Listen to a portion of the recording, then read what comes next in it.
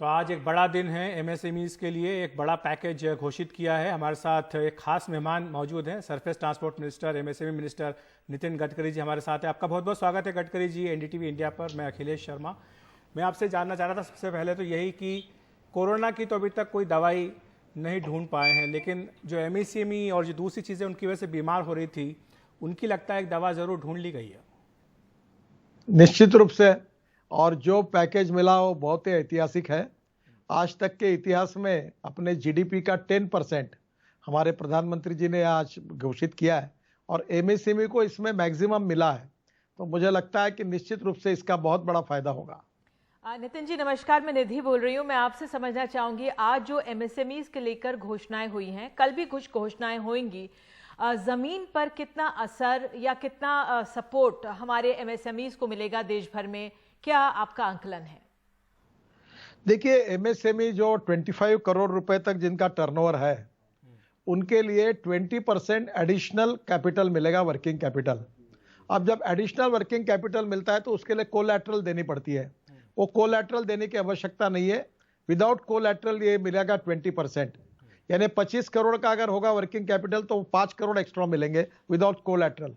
तो ये एक बहुत बड़ा इसका फायदा 45 लाख एमएसएमई को मिलेगा और ये करीब 3 लाख करोड़ का फाइनेंस है और भारत सरकार ने इसकी गारंटी बैंकों के लिए लिए तभी ये मिल रहा है। तो मुझे लगता है ये 3 लाख करोड़ एमएसएमई को एक्सीलरेट करने में मदद करेगी। अड़चन के समय में ये वर्किंग कैपिटल ऑक्सीजन जैसा उपयोग करेगा। अगर कोई बीमार पेशेंट होता है तो आईसीयू में उसको ऑक्सीजन दिया जाता है तो एकदम उसकी तबीयत बदल जाती है, अच्छी हो जाती है। तो ये ऑक्सीजन जैसा उपयोग में आएगा और इसका फायदा होगा। दूसरा, 200 करोड़ रुपए तक के जो टेंडर के लिए ग्लोबल टेंडर निकलता था, अब वो उसके लिए वो ग्लोबल निकलेगा नहीं। तो नेचुरली ये सब सप्लाई जो डिफेंस और बाकी बातों का है, ये पूरा इंडियन एमएसएमई को, भारतीय इसको ज्यादा मिलेगा। एक सबसे इंपॉर्टेंट है, एमएसएमई की जो डेफिनेशन थी, जो 14 साल से पेंडिंग थी, उसमें काफी बड़े प्रमाण पर चेंज हुआ है। और ये बहुत इंपॉर्टेंट चीज है कि ये जो एमएसएमई की डेफिनेशन थी, इसमें 2 क्लासिफिकेशन थे, एक मैन्युफैक्चरिंग और दूसरा सर्विस का। तो मैन्युफैक्चरिंग में माइक्रो की लिमिट थी 25 लाख और सर्विस के लिए थी 10 लाख। अब ये हो गई 1 करोड़ और सर्विस का टर्नओवर हो गया 5 करोड़, एकदम बढ़ गया। स्मॉल के लिए पहले ये मैन्युफैक्चरिंग के लिए थी 5 करोड़ और सर्विस के लिए थी 2 करोड़, अब हो गई है 10 करोड़ और 50 करोड़। ये कितने गुना बढ़ा है। और ये जो मीडियम के लिए जो तो इन्वेस्टमेंट थी 10 करोड़ और सर्विस के लिए थी 5 करोड़, अब मीडियम के लिए होगी 20 करोड़ और टर्नओवर हो गया 100 करोड़। अब ये समझिए, इससे एमएसएमई और कवर हो जाएगी, इनका सबको इसका बेनिफिट मिलेगा। गडकरी जी, एक सवाल आपसे जो पूछना चाह रहा था कि जो 3 महीने से लॉकडाउन चल रहा है, अभी हम ये मान करके चले कि जो तनख्वाहें थी एमएसएमई के लोग, वो शुरुआत में तो उन्होंने कुछ नहीं दी होगी, लेकिन बीच में फिर बाद में वो नहीं दे पाए हैं। तो ये जो एक तनाव है, स्ट्रेस है, इसको कम करने के लिए सरकार ने क्या कदम उठाया है? देखिए, आपको कभी डायरेक्ट और इनडायरेक्ट अगर एमएसएमई के पास पैसा जाएगा तो उससे कर सकता है। ये देखो, जो ईपीएफ का सपोर्ट मिला है 2020 अगस्त तक, जो कम से कम 2500 करोड़ रुपए का बेनिफिट है बिजनेस एंड वर्कर्स को, इससे लिक्विडिटी रिलीफ में मिलेगा। 3,06,67 यूनिट्स एस्टिमेटेड है और इसमें 72.2 लाख श्रमिकों को इसका फायदा मिलेगा और ये बेनिफिट मिला है। ईपीएफ का कंट्रीब्यूशन 10% से 10% रिड्यूस किया 10% तक 3 मंथ के लिए, तो इससे लिक्विडिटी मिलेगी। और ये कम से कम 6,759 करोड़ रुपए का है लायबिलिटी सरकार ने ली है। और ये 6.5 लाख एस्टैब्लिशमेंट को ईपीएफ को के अगेंस्ट किया है, तो अंडर किया है, तो ये भी 4.3 एम्प्लॉइज को इसका फायदा होगा। अल्टीमेटली ये बेनिफिट बहुत बड़ा है और इससे उसका काफी बड़ा सेविंग है। तो इसमें सैलरी तो उसमें निकल जाएगी एक प्रकार से, ऐसे देना क्या और ऐसे देना क्या, पैसा तो मिला है एमएसएमई को, इसका बेनिफिट लेबर की सैलरी देने में उसको होगा और ये बहुत बड़ा उसको रिलीफ मिला है। अच्छा, मैं ये आपसे समझना चाह रही थी कि जो ये 3 लाख करोड़ की अगर हम बात करें, 40 लाख छोटे मझोले उद्योगों के लिए जो कहा जा रहा है 1 साल का उनको वो उस पर भी गारंटी भी देगी सरकार, ये बैंक्स के जरिए पैसा मिलेगा या सरकार ने जो 20 लाख करोड़ का अनाउंसमेंट दिया है उसमें से पैसा आएगा?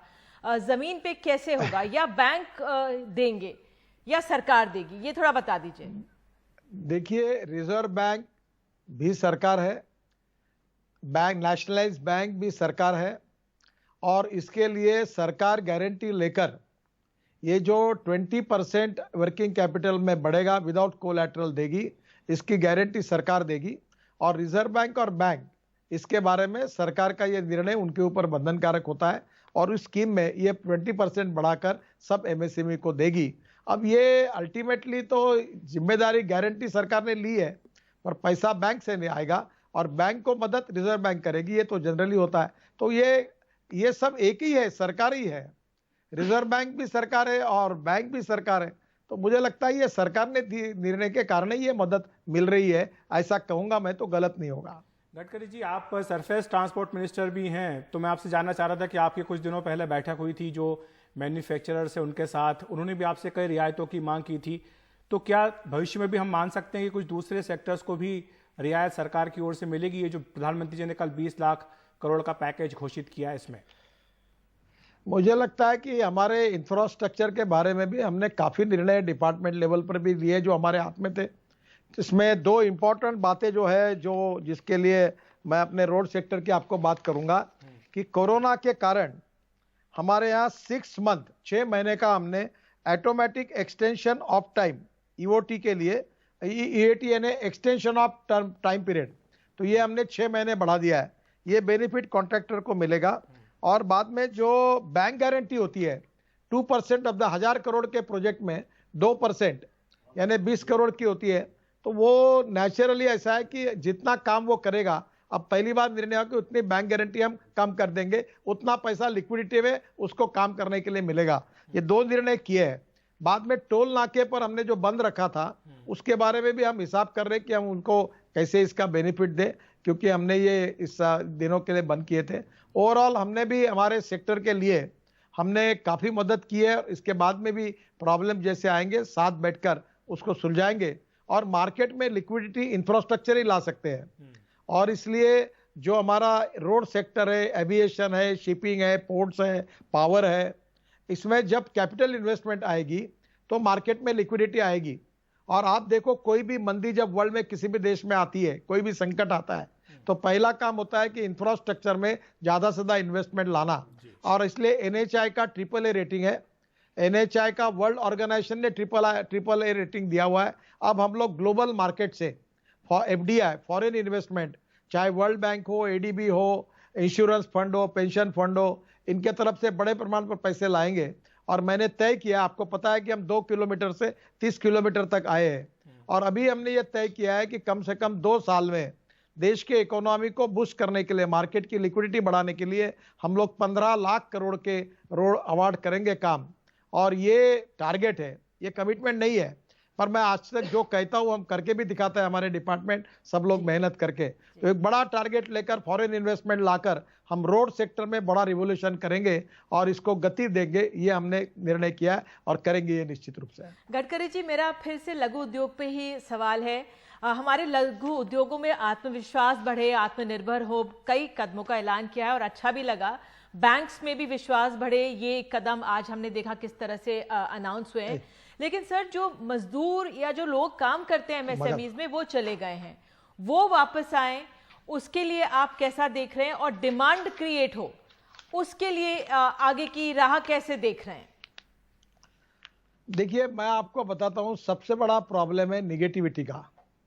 चाहे मीडिया हो, चाहे इंडस्ट्री हो, चाहे सरकार हो, चाहे नेता हो, हम सबको पॉजिटिविटी निर्माण करनी चाहिए और विशेष रूप से सेल्फ कॉन्फिडेंस तैयार करना चाहिए। लोग डरे हुए हैं, बड़े बड़े लोग डरे हुए हैं, और इसलिए पिछले 20 दिन में सोशल मीडिया के द्वारा मैं लोगों के पास पहुंचने की मैंने कोशिश की। Overall impressions on social media post में, टोटल इंप्रेशन ऑन ट्विटर, मेरे ट्विटर पर 4 करोड़ 72 लाख लोगों को मैं लोगों के पास पहुंचा। Total impression on Facebook 2 crore 96 lakh 1250 तक पहुंचा। और ओवरऑल इंप्रेशन 7 करोड़ 68 लाख 1249 लोगों के पास पहुंचा हूं। और मैं आपको ये फीडबैक दे रहा हूं और इसमें आपकी भी मदद चाहिए। The main problem is negativity, frustration, nervousness, fear, not in industry, labour के भी दिमाग में डरे हुए सब लोग। इनको पॉजिटिविटी से आत्मविश्वास खड़ा करना, हम जीत सकते हैं, ये विश्वास निर्माण करके इस फियर से बाहर निकालना और सेल्फ कॉन्फिडेंस को बढ़ाना, और ये बहुत जरूरी है। और ये अगर करेंगे तो सब बातें होगी, अगर ये नहीं करेंगे, लोग डर जाएंगे तो कुछ नहीं होगा। तो मुझे लगता है कि इसके बारे में मीडिया में भी आप पॉजिटिविटी लाने के लिए जरूर मदद करिए। और धीरे धीरे माइग्रेंट लेबर आएंगे, वो आए थे इसलिए कि उनके गांव में, उनके जिले में, उनके राज्य में उनको रोजगार नहीं था, वो खुशी से नहीं आए थे, मजबूरी से आए थे। और अभी अगर ये उद्योग ठीक से, कोरोना के बारे में जो गाइडिंग प्रिंसिपल है, मास्क लगाना मैंडेटरी, 1 मीटर का डिस्टेंस, सोशल डिस्टेंस मेंटेन करना, और तीसरी बात जो है कि घर में या ऑफिस में जाते समय हैंड सैनिटाइजर का उपयोग करना, अगर ये 3 बातें करके अगर हम लोग चलेंगे तो मैं एक बार कह रहा हूं सबको कि हमको कोरोना वायरस के साथ जीने की art of living with corona virus अब सीखना होगा और उसके साथ चलना होगा कुछ दिनों तक, क्योंकि ये नेचुरल वायरस नहीं है, आर्टिफिशियल है। ये लेबोरेटरी में तैयार हुआ है, साइंटिस्ट को भी पता नहीं, डॉक्टरों को भी पता नहीं है। जी, आप कह रहे हैं कि ये जो वायरस है नेचुरल नहीं है, ये लेबोरेटरी में तैयार हुआ है? ये मैं जो कुछ जानकारी है उसके ऊपर मैं आपको कह रहा हूं कि ये नेचुरल वायरस होता तो आज तक हमारे मेडिकल साइंटिस्ट को या इसको सबको पता होता। ये लेबोरेटरी में तैयार हुआ वायरस है, मैं विवादों में जाना नहीं चाहता। अब इसका सोल्यूशन नहीं है, इसका वैक्सीन नहीं है, अब वर्ल्ड में काम हो रहा है। मेरी जो जानकारी है कि जल्दी ही 2-4-5 दिन में वैक्सीन मिल जाएगा। इसकी डिटेक्शन सिस्टम भी नहीं है चेक करने की, उसके लिए तुरंत सिस्टम में काफी संशोधन हुआ है। और जब एक बार वैक्सीन हो जाएगा और आपने और हमने सबने वैक्सीन लिया तो प्रॉब्लम ही नहीं आएगा। और जब तक ये परमानेंट सॉल्यूशन हमारे यहाँ मिलते नहीं, तब तक इसके साथ जीने की आर्ट ऑफ लिविंग, चाहे मीडिया हो, चाहे लीडर हो, चाहे लेबर हो, चाहे इंडस्ट्री हो, पूरे स्टेक होल्डर को इसके साथ जीने की पद्धति को विकसित करना पड़ेगा। एक तरफ लॉकडाउन होगा और दूसरी तरफ हर चीज को हम लोग धीरे धीरे ओपन करेंगे। करने की बात अगर थी तो फिर इतना लंबा लॉकडाउन करने की जरूरत क्यों पड़ी हमें? हम पहले ही शुरुआत में जीना सीख लेते इसके साथ, 3 महीने शायद परेशान नहीं होना पड़ता। देखिए, ये अनएक्सपेक्टेड था, ये पूरे वर्ल्ड में पहली बार था। और दूसरी बात आप देखो अमेरिका में क्या हुआ, ये जर्मनी में, फ्रांस में, इटली में, यूके में क्या हुआ, और उनकी तुलना में तो भारत जैसी इतनी बड़ी पॉपुलेशन होने के बाद हमारी सरकार ने काफी लोगों को बचाया। उनकी तुलना में हमारे लिए बहुत प्रॉब्लम काफी कम है, इसकी ग्रेविटी, ये भी अचीवमेंट है। और ये पहली बार है, ये कोई एक्सपेक्टेड नहीं था, ये अनएक्सपेक्टेड है। ये जैसे बोलते हैं ना, आसमानी संकट है, और वो भी आर्टिफिशियल तरीके से आया हुआ है। तो मुझे लगता है कि इसके ऊपर जीतने के लिए थोड़ा समय लगेगा, तब तक इसके साथ हमको कैसे चलना है ये सीखना होगा। जी, बहुत बहुत शुक्रिया आपका गडकरी जी, आप हमारे साथ जुड़े, आपने महत्वपूर्ण बातें बताई, आपका बहुत बहुत धन्यवाद।